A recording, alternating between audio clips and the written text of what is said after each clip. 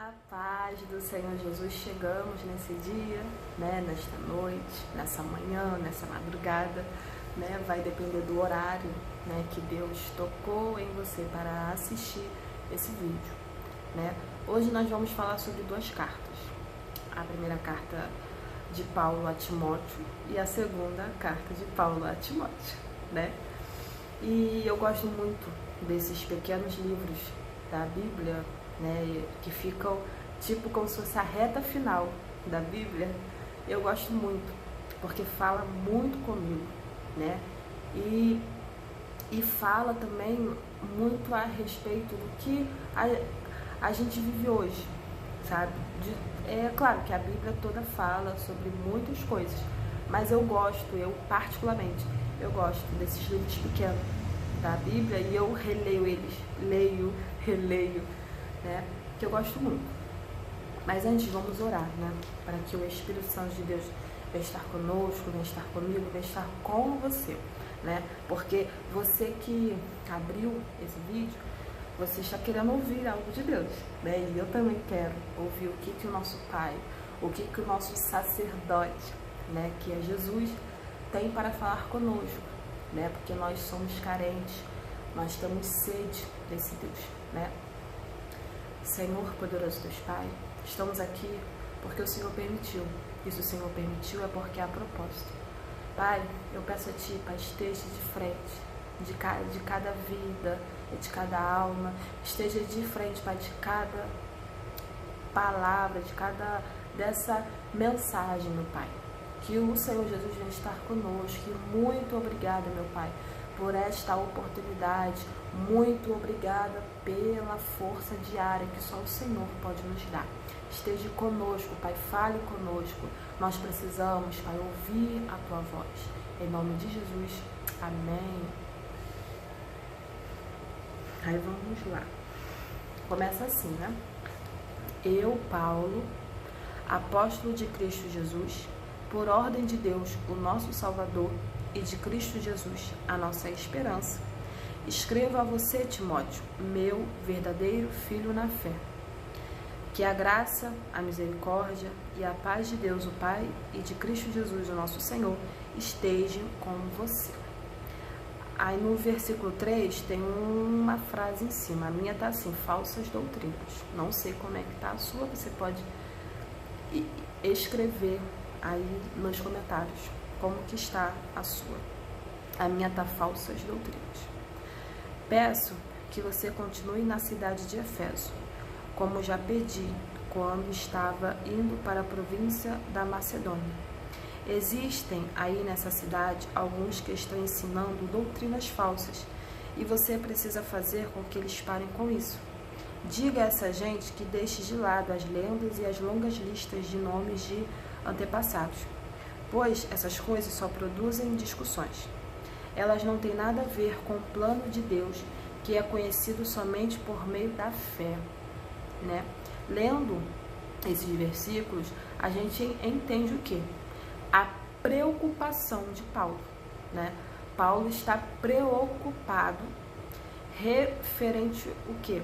Para que Timóteo, ele, como fala, ele rebate, ele anima Timóteo para rebater esse falso ensino, esse falso ensinamento, né? Então a gente entende que Paulo está encorajando Timóteo, está aconselhando Timóteo, né, para que ele continue na cidade de Éfeso, porque Deus tinha um propósito ali, né?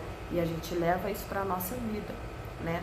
Que Deus tem um propósito aonde a gente está, mesmo que muitas das vezes a gente não entende, né?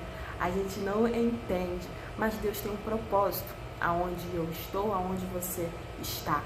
Tudo, Deus está no controle de tudo, sabe? Eu sei que é uma frase que todo mundo fala, né? É uma frase comum, né, que todo mundo fala que Deus está no controle de tudo, mas muita gente fala muitas das vezes da boca para fora, sabe? E Deus sabe disso, mas Deus está no controle de tudo mesmo. Mesmo o mundo estando no caos que está, né? Tá uma vergonha, você abre o jornal, gente, tá uma vergonha. Mas Deus está no controle, porque Deus falou que quando estiver perto para ele vir, a terra vai entrar em guerra, sabe? Às vezes, a gente, quando lê sobre isso, a gente imagina, né, que nas ruas vai ter um monte de homens fardados, com espadas, com armas. Mas pelo que a gente está vivendo hoje, a gente entende que a guerra já está acontecendo, né? A guerra em si. Sabe, gente? A gente abre os noticiários, é só morte, só morte, só morte. Sabe? E tem uma passagem da Bíblia que eu amo tanto, que fala assim, que enquanto há vida, há esperança. Enquanto tem vida. Então, a preocupação do diabo é matar as pessoas, fisicamente e espiritualmente. É o foco dele, sabe? É o foco dele. Porque depois que morrer, gente, depois que morreu, segue-se o juízo. Então, a gente entende aqui, né? A preocupação de Paulo para Timóteo é referente a que a gente leu aqui, que para ele rebater essas falsas doutrinas, né? Então, como a gente está lendo a Bíblia, então a gente entende o quê? Que são doutrinas falsas, ou seja, doutrina que não tem a ver com o Evangelho, doutrina que não tem a ver com Jesus.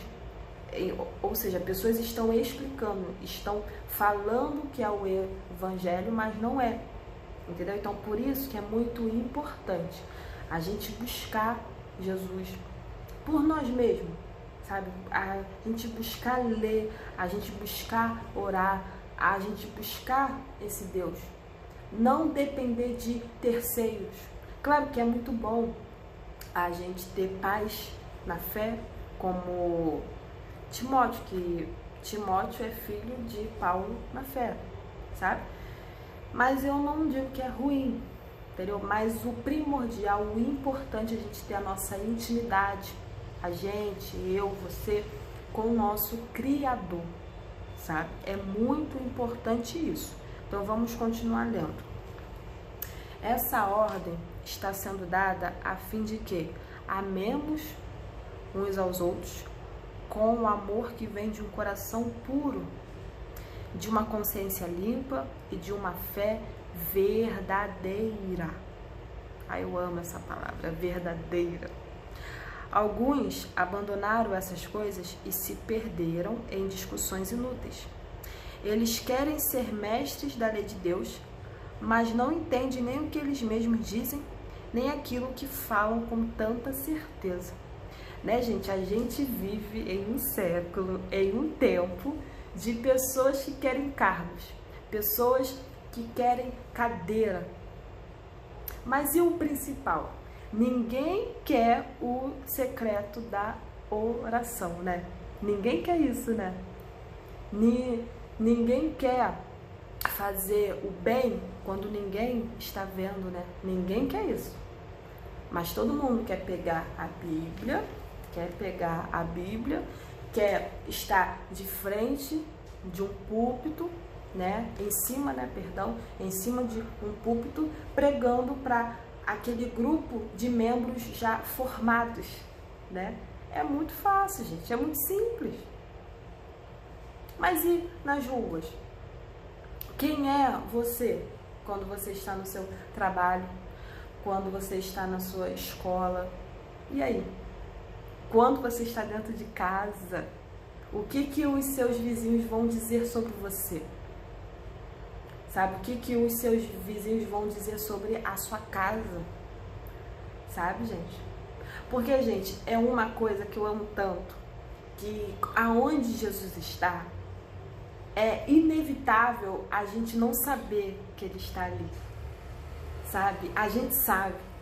Mesmo que às vezes a gente pode ser incrédulo, a gente pode ser aquelas pessoas que quer sempre achar razão. Não, tem que ter um porquê disso.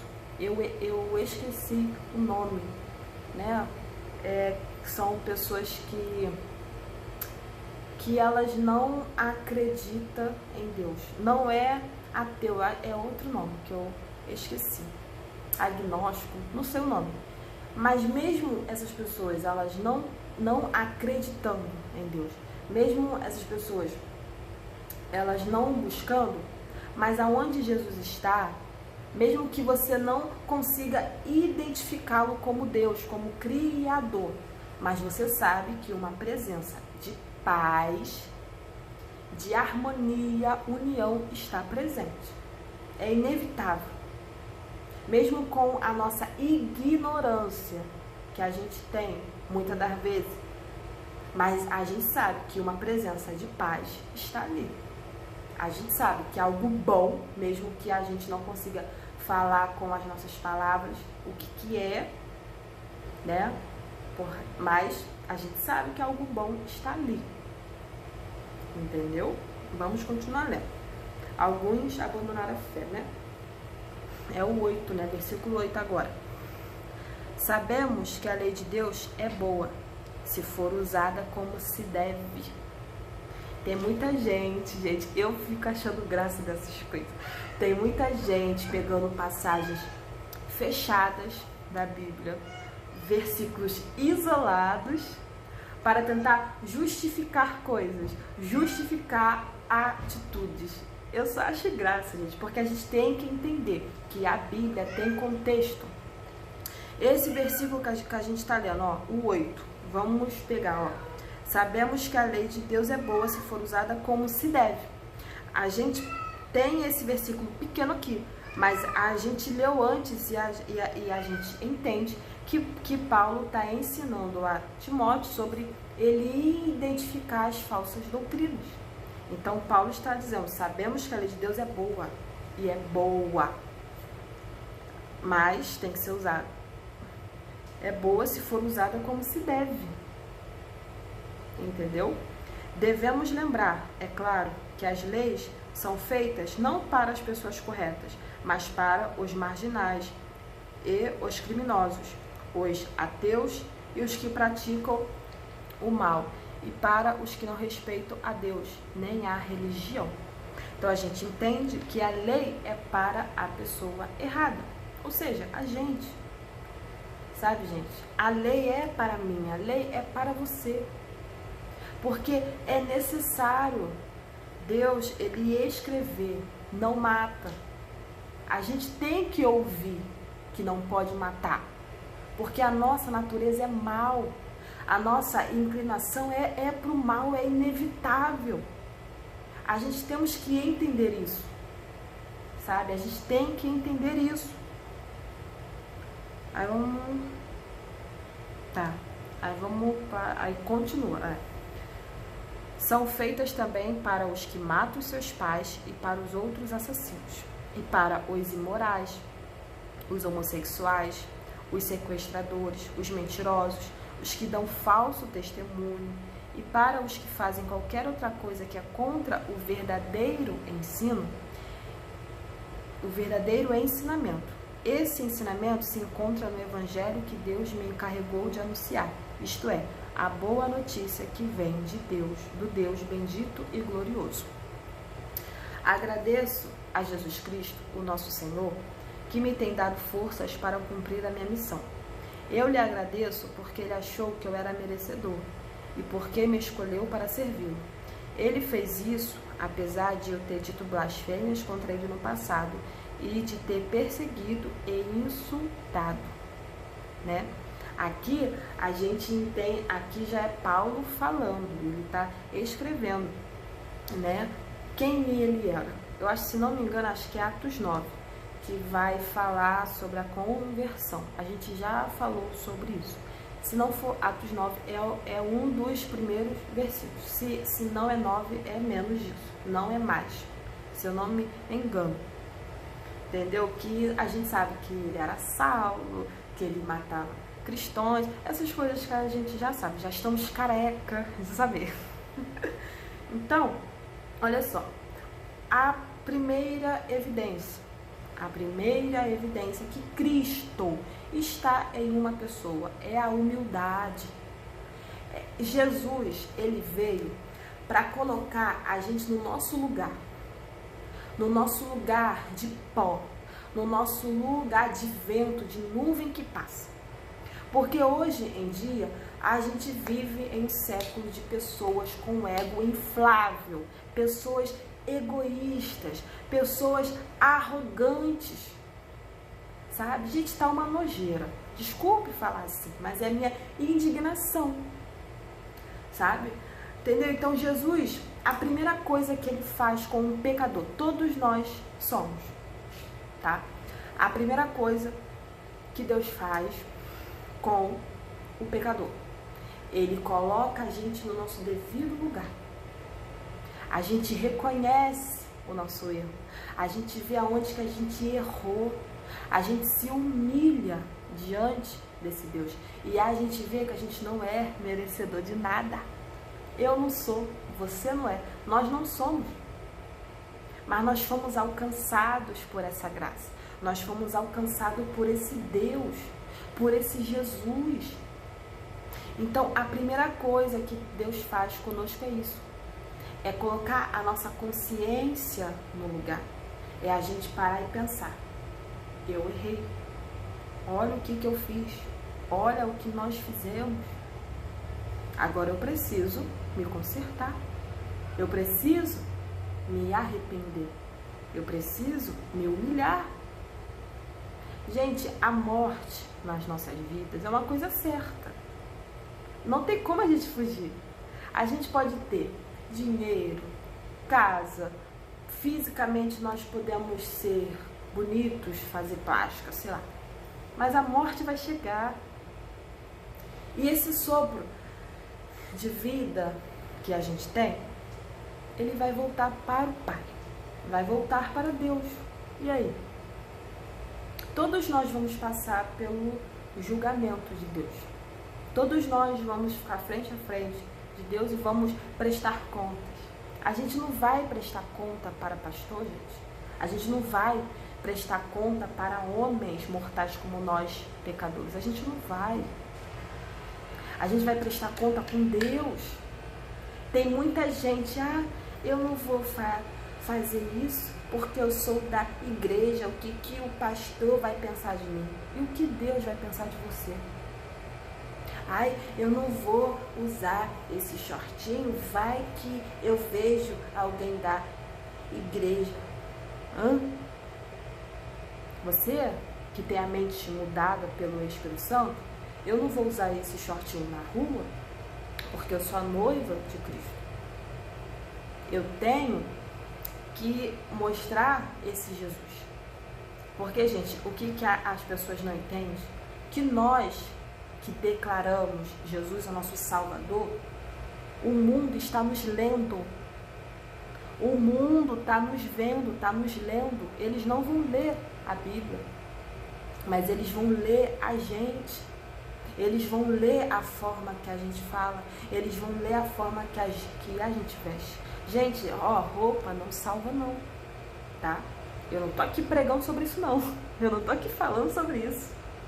Mas quem é do céu, quem é noiva sabe como se veste. Entendeu? Eu não tô dizendo como que você fica dentro da sua casa, eu tô falando na rua. Eu não tô dizendo para você usar burca, mas é decência, gente. É ordem, disciplina, decência, entendeu? Se nós vivemos, por exemplo, a gente aqui, se nós vivemos em um mundo onde mulheres estão usando cropped, daqui a pouco as pessoas vão saírem nuas nas ruas, né?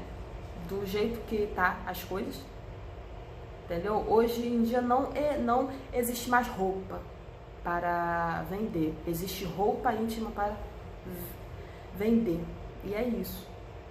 Então vai custar você que diz que Jesus é o seu Salvador, vai custar você usar uma roupa decente, uma blusa de manga, um short, não vai custar. Eu não tô dizendo short, gente, curto, não foi um short, o short mesmo, o short real, ele é um short no joelho, é um short. Hoje em dia que a gente vê, isso não é um short. As blusas que a gente vê não é blusa, gente. Não é blusa. Mas vai custar botar blusa? Vai custar? Não vai custar, gente. Não vai custar nada.